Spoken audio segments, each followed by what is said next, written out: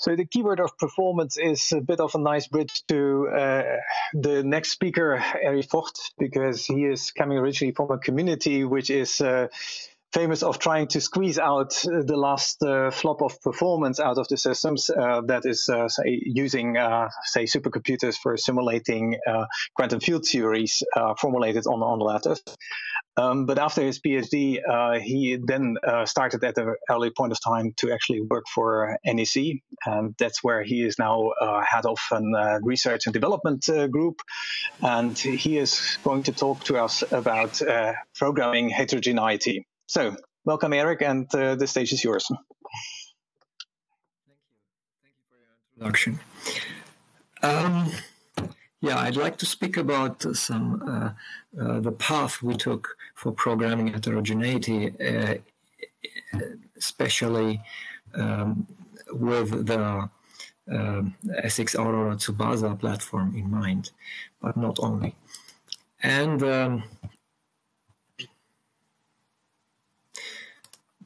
this is where I come from. I work for NEC. We are a global company. Our regional headquarters is NEC Europe, and my organization is called NEC Deutschland GmbH.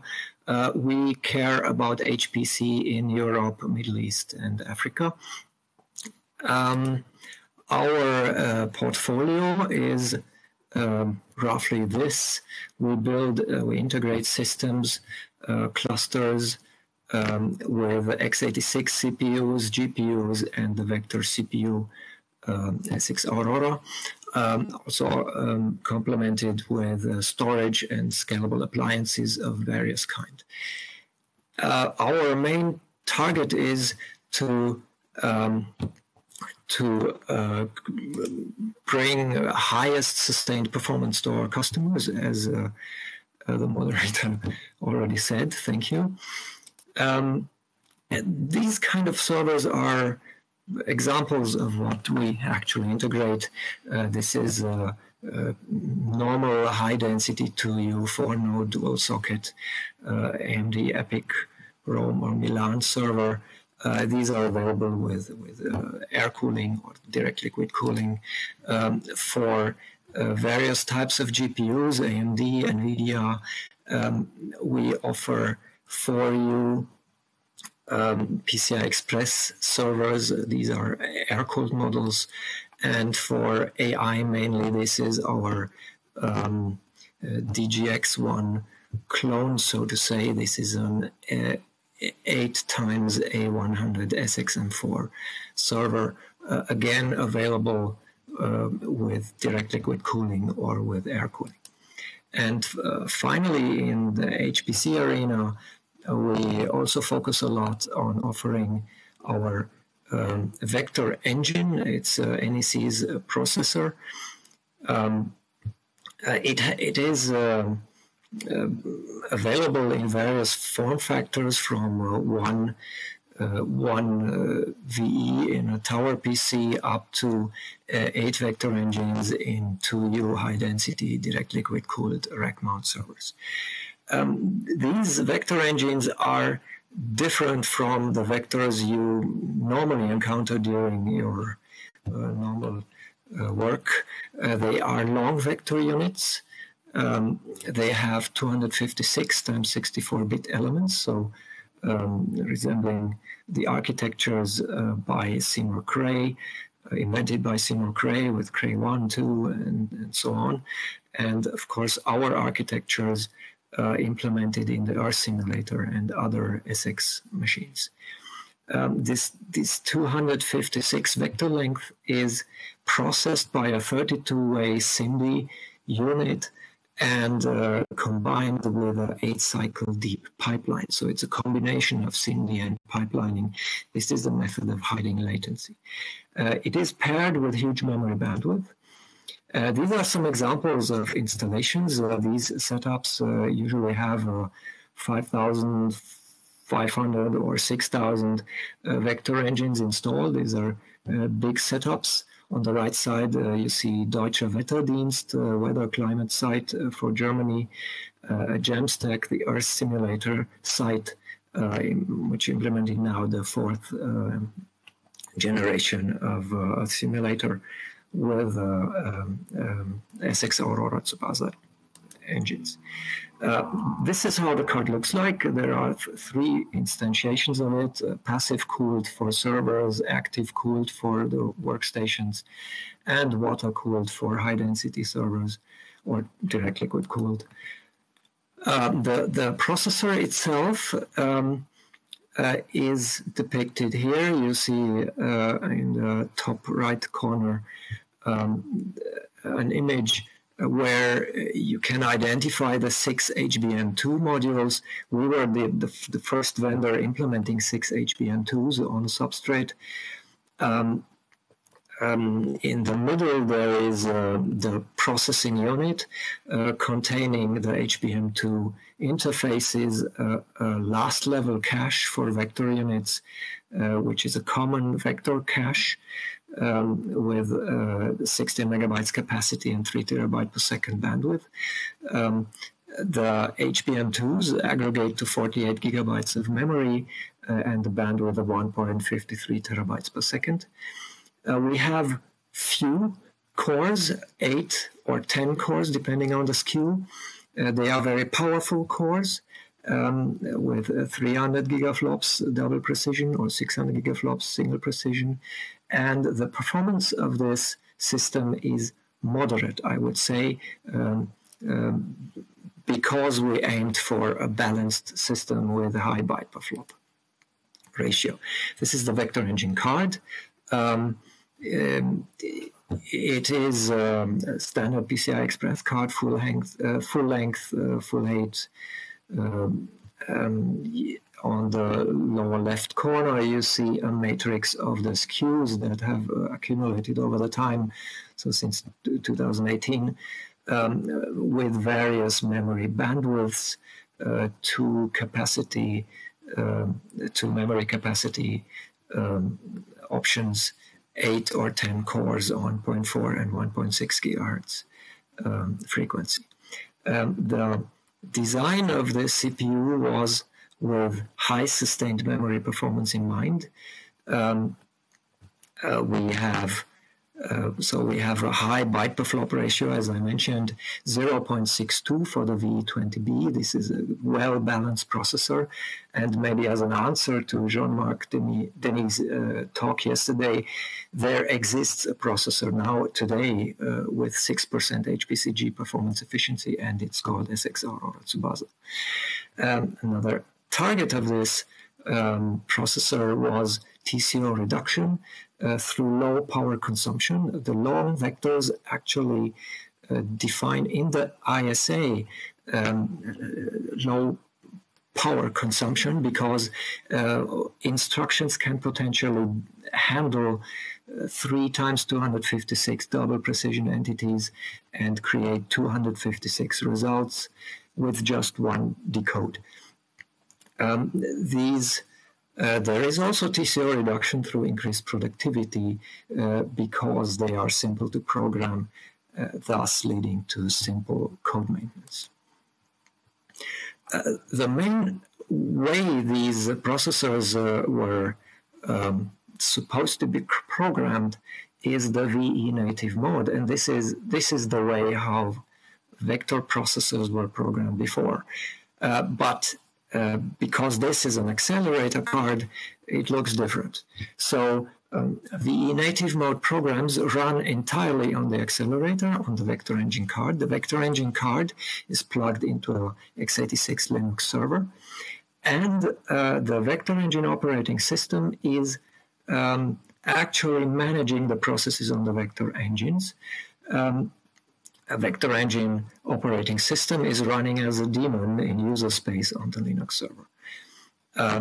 Applications running on the vector engine can call arbitrary system calls, so the applications actually feel like they would be running natively on a Linux server. One benefit of this setup is that there is no OS jitter on the vector engine because we stripped it off the operating system. So the V-native programming model allows you to program in C, C++, or Fortran with any system calls. You can parallelize with OpenMP.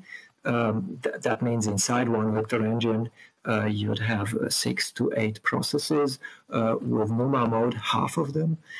Or you can parallelize with MPI, and if you go beyond the limits of your vector host, of your host machine, you'd be using InfiniBand, EDR, or HDR in a peer direct way. That means the vector engines communicate to other vector engines directly through the InfiniBand card without the interference or without the help of the host. We also have a hybrid MPI, and this is actually the first way of programming heterogeneous codes for this architecture.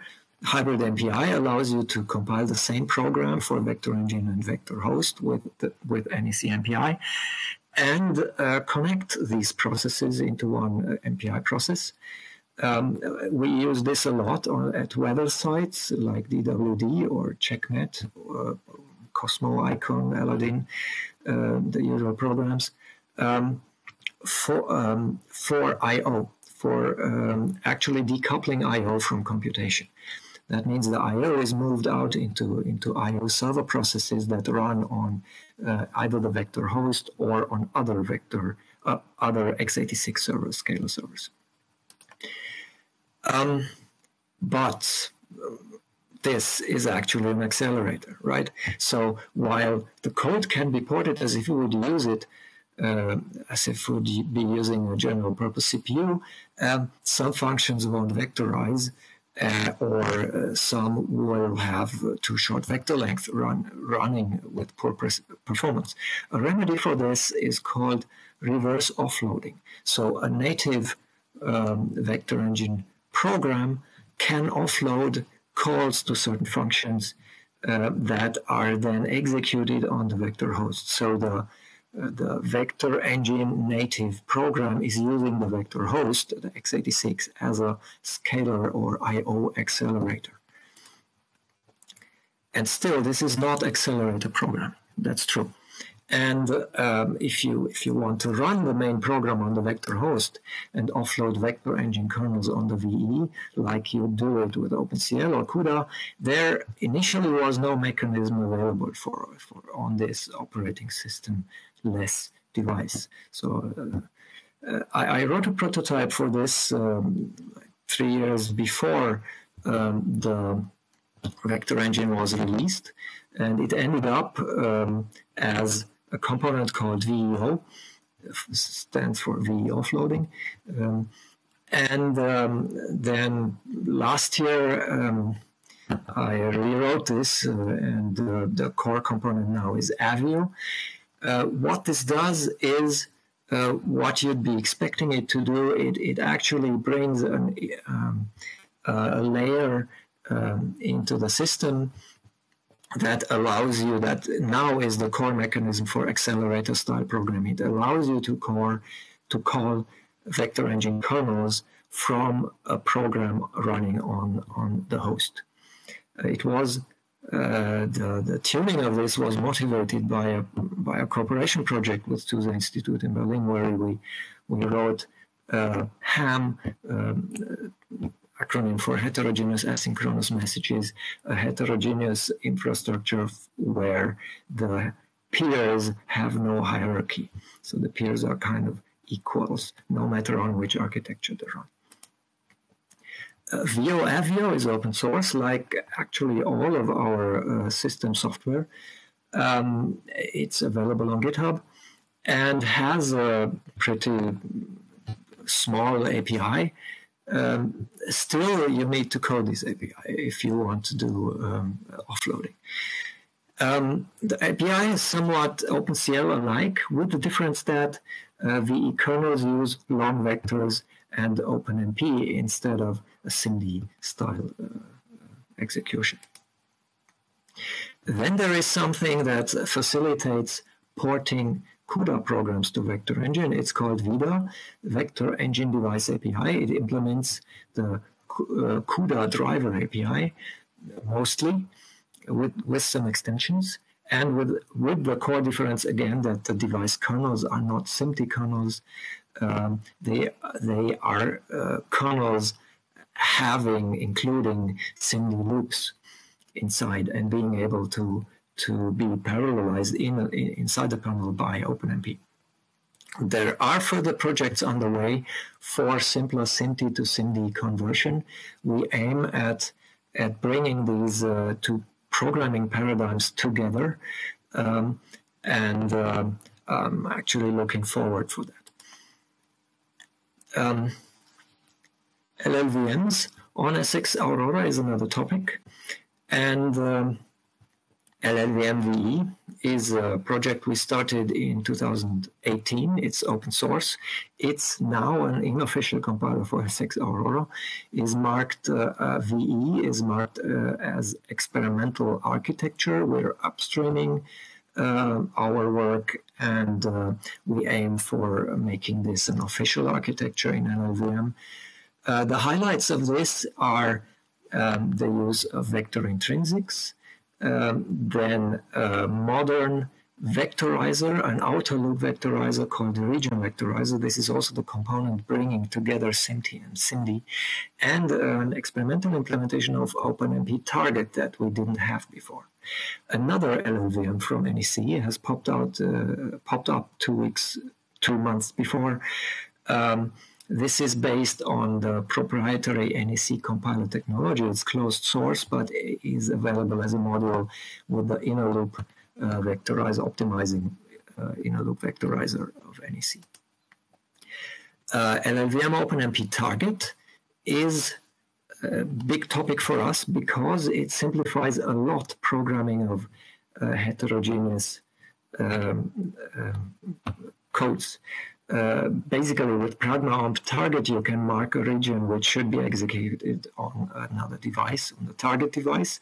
And we can do this in two directions, as you've seen before. We can do it from VH to VE, and we can do it from the vector engine back to the host. This means that with OpenMP target, you don't need to actually code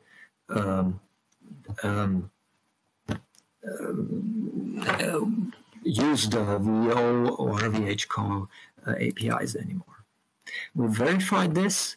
As you know, spec benchmarks are not supposed to be modified, so some of the benchmarks don't vectorize well in the shape they are, but actually all of them run, and they run pretty competitively. Those which vectorize well are pretty competitive against V100 here in the table. Second and last column are the ones that we have included into our LLVM-VE.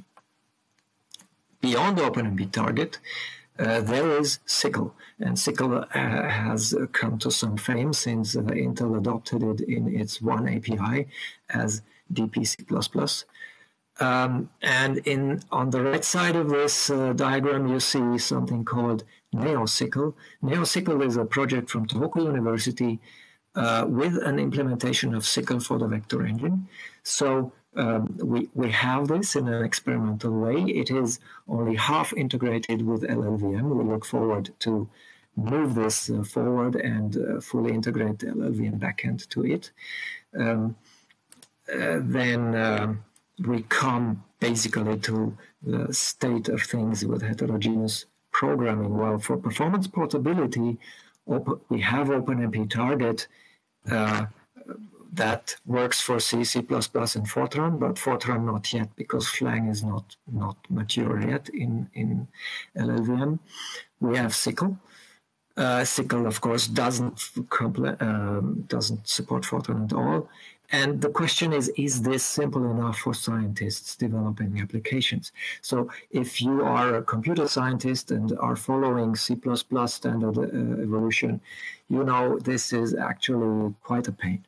So how do others solve this problem? Well, in AI ML, people code with scikit-learn or Spark or NumPy or PyTorch or TensorFlow. And all these have in common are Python. Python is actually a universal front-end for all of these. And we have on the right-hand side components that replicate the functionality of all these or support these frameworks. So I'd speak of these as Python-controlled domain-specific languages. So Prometheus is an Apache Spark clone focusing on MLlib. NLC Pi is a NumPy replacement with VE offloading, and Sol is a full-stack AI accelerator middleware doing actually being actually a domain-specific language for tensor operations. Domain-specific languages, coming to the end of the talk, domain-specific languages are the extension of this topic. We look into domain-specific languages a lot.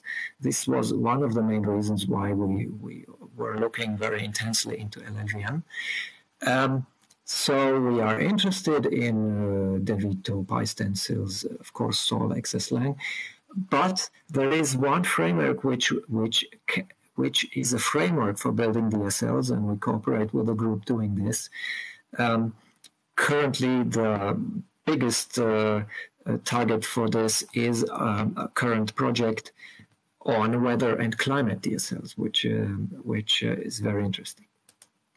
And finally, heterogeneous programming. You see on the right side what expects us next year, an entire range of accelerators, and these are actually the common ones. For performance portability, are standards enough? Well, standards like OpenMP and SYCL, or do we rather need DSLs? What will domain scientists actually need? Are they happy with the standards, or will they all code in Python? The one way or the other, I consider LLVM to be key for supporting heterogeneity. And with this, I thank you for your attention. Okay, thank you very much. That is a lot of food for thought, in particular on your last slide. I'm not sure whether we can still have some time for, say, one quick question, even so we are already, say, a bit over time. Maybe let's still try to find this time. So you were, focusing in particular on this question about what is the role of Python. What is your vision for or recommendation also to different domains on how to use it? I mean, of course, those who are, say, in the machine learning area, they can use the existing, backends, which allows to accelerate that. But in other areas, I mean, you're not necessarily in this comfortable situation. So what would be your recommended strategy in being able to exploit, all these different architectures? What we also see from other companies like GraphCore and others are that they do similar things like we do for the vector engine, which means for the vector engine we created Sol, that is an optimizing compiler that is taking something like a neural network, but it doesn't have to be a neural network. It can be any kind of tensor operations, or in the end, linear algebra operations. So Sol can also accelerate NumPy, which is universal. You can code whatever you want in NumPy. It is generic for mathematics, actually. And what Sol is doing is it's taking this, decomposing it, and finding ways to vectorize, to finding ways to increase parallelism and optimize it for the underlying architecture. Sol is supporting multiple architectures, so others are doing similar things. So the front ends are called TensorFlow or NumPy or PyTorch, but in the back end you have something that is taking your code, reassembling it, doing the same mathematics, but in a more optimal way for this processor. This way we get same front ends. People are used to the front ends, don't need to learn anything new, but they get optimal code. As said, we're seeing this from multiple architectures, and probably this will be a way to provide optimized backends to different architectures. The front ends should stay the same because nobody can really take care of all these many flavors that we see right now. So your answer is essentially push for more intelligence in the compiler stack and in the backends. Right. Well,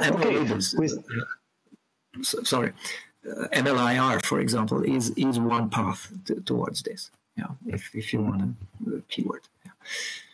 Yeah. Okay, so I think that would have been, say, a lot of further opportunities for discussions. So it's a very important topic, this programmability of these very exciting new hardware devices. Unfortunately, that too little time has been allocated for this session, but I would like to thank both of the speakers for this very interesting session. And again, I'm looking forward then for further opportunities to discuss this further. Thank you very much.